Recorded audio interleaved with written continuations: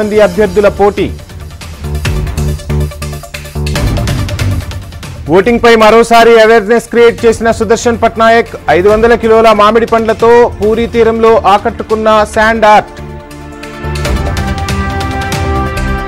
పశ్చిమ మధ్య బంగాళాఖాతంలో ఏర్పడిన వాయుగుండం రానున్న 24 గంటల్లో తీవ్ర తుఫానుగా మారే అవకాశం. తెలంగాణ అవతరణ వేడుకలకు ఈసీ అనుమతి. ఆవిర్భావ దినోత్సవ ఏర్పాట్లపై సీఎం శాంతికుమారి సమీక్ష.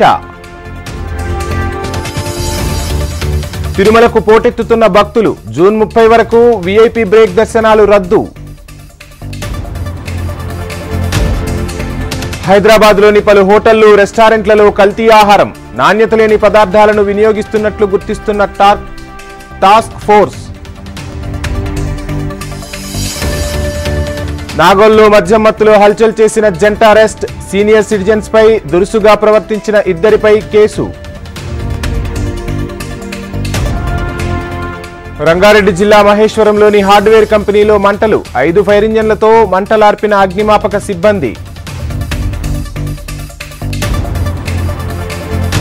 నిజామాబాద్ జిల్లాలో 2 లారీలు ఢీకొని చెలరేగిన మంటల్లో చిక్కుకుని ముగ్గురికి తీవ్ర గాయాలు. మేడిగడ్డ బ్యారేజ్ వద్ద మళ్లీ శబ్దాలు. పిల్లర్స్ కుంగిన ప్రాంతంలో గుంత గుర్తించిన సిబ్బంది. హైదరాబాద్ మెట్రో రైల్ టైంలో స్వల్ప మార్పు. ప్రతి శుక్రవారం రాత్రి 11:45 వరకు సర్వీసు పొడిగింపు.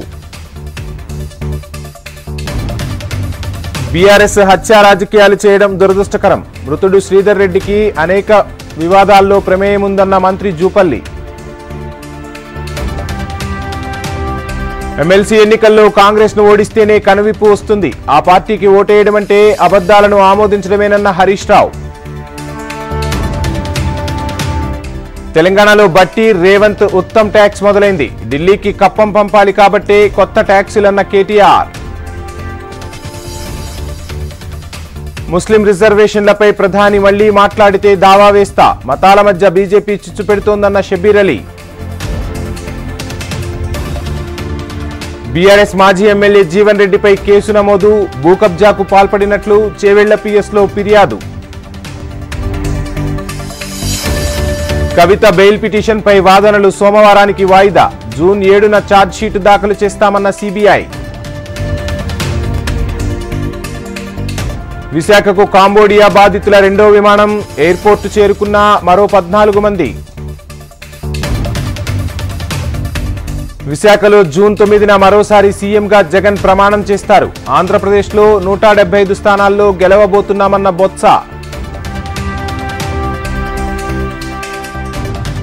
వైసీపీ ఎమ్మెల్యే పిన్నెల్లిపై ఆంధ్రప్రదేశ్ హైకోర్టు ఆంక్షలు. జూన్ 6 వరకు నర్సారావుపేటలోనే ఉండాలని సూచన.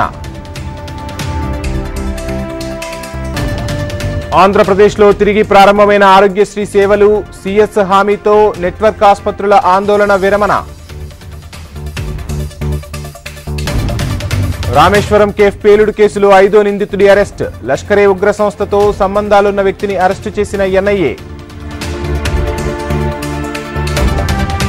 ఛత్తీస్గఢ్ ఎన్కౌంటర్లో 8 మంది మావోయిస్టులు హతం. భారీగా ఆయుధాలు స్వాధీనం చేసుకున్న బలగాలు. హర్యానాలో తీర్థయాత్రకు వెళ్తున్న బస్సుకు ప్రమాదం. ఒకే కుటుంబానికి చెందిన 7 మృతి.